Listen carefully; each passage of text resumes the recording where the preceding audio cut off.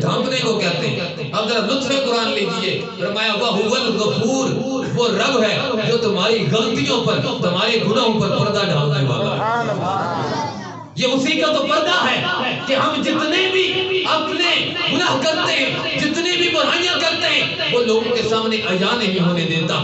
اگر وہ لوگوں کے سامنے عیاں ہونے دے، اگر وہ لوگوں کے سامنے ظاہر ہونے دے، لوگ مسجد کے اندر نماز پڑھنے کے قابل کب رہیں؟ اگر وہ ہر ایک کی برائیاں ظاہر کرتا رہے، لوگ بازاروں میں منہ اٹھا کر جانے کے قابل کیسے رہیں؟ فرمایا وَهُوَ الْغَفُورُ، وہی رب ہے جس کی تم نافرمانیاں کرتے ہو، وہ تمہاری نافرمانیوں پہ اپنی رحمت کے پردے ڈالتا ہے. وَهُوَ الْغَفُورُ، وہی رب ہے جو اپنی رحمت سے تمہارے گناہوں کو ڈانپتا ہے. جہاں تک کہ تم گناہ کرتے ہو، پھر کسی کے سامنے جو نظر پڑتی ہے وہ کہتا ہے کہ وہ فلاں چور صاحب تھے، یہ وہ فلاں ڈاکو صاحب تھے، یہ وہ فلاں سودی صاحب تھے، یہ وہ فلاں زانی صاحب تھے، یہ وہ فلاں شرابی صاحب تھے. لیکن جب اللہ اپنی رحمت سے ان برائیوں پہ پردہ ڈالتا ہے، جا کر حج کر کے آتا ہے، اب لوگ اس کا شرابی اور کبابی ہونا بھول جاتے ہیں، کہتے ہیں یہ حاجی صاحب آئے. سبحان اللہ. وَهُوَ الْغَفُورُ، اگر ساری زندگی گناہ کرتا رہا اور آخر میں آ کر اللہ کے حضور توبہ کر لی اور داڑھی شریف رکھ لی، اب لوگ اس کو وہ محلے کے اندر آوارہ گردی کرنے والا نہیں کہیں گے، لوگ اس کو صوفی کہیں گے، صوفی صاحب آ گئے.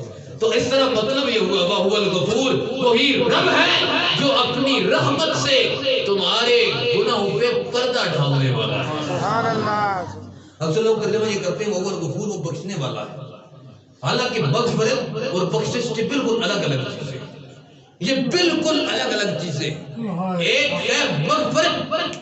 مغفرت کا معنی ہے کسی چیز کو چھپا دینا، لوگوں کے سامنے ظاہر نہ ہونے دینا. اور ایک ہے بخشش.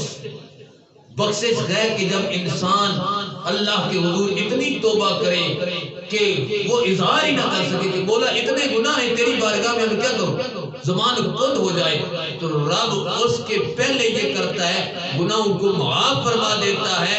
دوسرے نمبر پر انہی گناہوں کو رب نیکیوں میں تبدیل کر کے اس گناہگار کو جنت عطا فرما دیتا ہے. یہ دوسرا سٹیپ بخشش ہے. یہ دوسری سیڑھی جو ہے یہ بخشش ہے. فرمایا وَهُوَ الْغَفُورُ، اور وہ غفور ہے، یعنی وہ تمہارے گناہوں کو اوپر پردہ بھی ڈالنے والا ہے.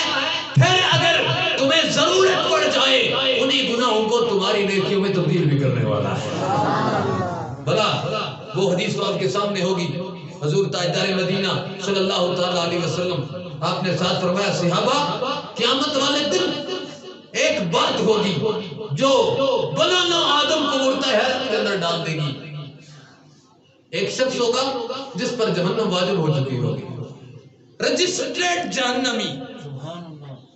اللہ کہے گا کوئی اصحاب کتاب نہیں، اس کو بلا اصحاب جنت کے اندر داخل فرما دو. فرشتے رب کی بارگاہ کے اندر عرض کریں گے مولا کریم یہ اتنا گناہگار پاپی سیاکار روسیا بدکار ہے، اگر اس کے نامہ حمال کا پہلا صفحہ کھولا دیا جائے، وہی کرتوت اس کے وہی گناہ اس کو جہنم کے اندر پہنچانے کے لیے کافی ہیں. رب العالمین آج یوم دین ہے، آج عدل کا دن ہے، آج بغیر حساب کوئی جنت کے اندر نہیں جا سکتا. اللہ رب العالمین فرمائے گا ہاں آج یوم الدین ہے، میں مالک یوم الدین ہوں، میں اسی دن کا مالک ہوں. آج تو پورا پورا تولا جائے گا، آج پورا پورا ناپا جائے گا، آج مکمل حساب کتاب کیا جائے گا. لے آؤ اس کا نامہ عمل. فرشتے اس کا نامہ عمل اٹھا کر لائیں گے. جب اس کا نامہ عمل کھولا جائے گا، پہلا صفحہ 14ویں کے چاند کی طرح چمک رہا ہوگا.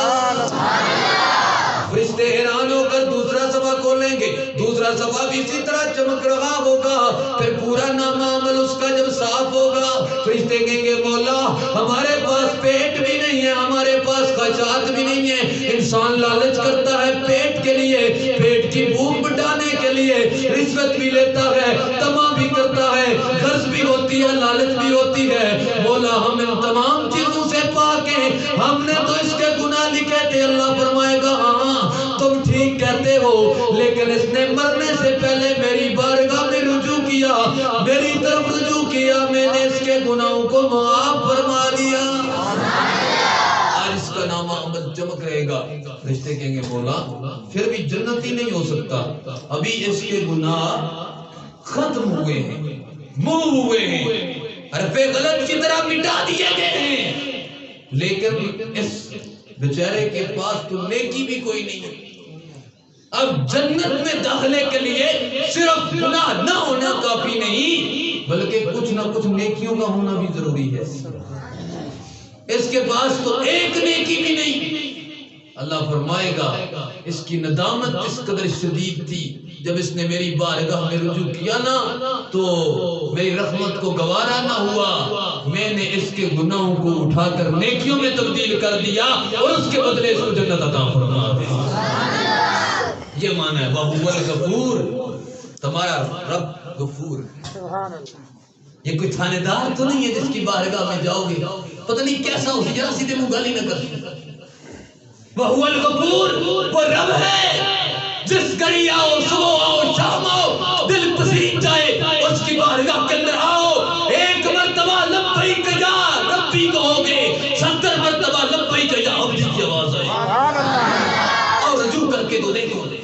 اب اس کی بارگاہ میں جب یہ ساری کر کے تو دیکھو نا. بلا وہ بات مجھے یاد آ رہی ہے, حضرت عیسیٰ نبی ایک چٹان کے پاس سے گزرے, اس بیل قسم کی چٹان دیکھی تو بڑی بھلی لگی آپ کو. آپ نے کہا مولا کتنی سونی ہے. فرمایا عیسیٰ اس میں دیکھنا چاہتا ہے کیا؟ فرمایا یا اللہ دکھا نا.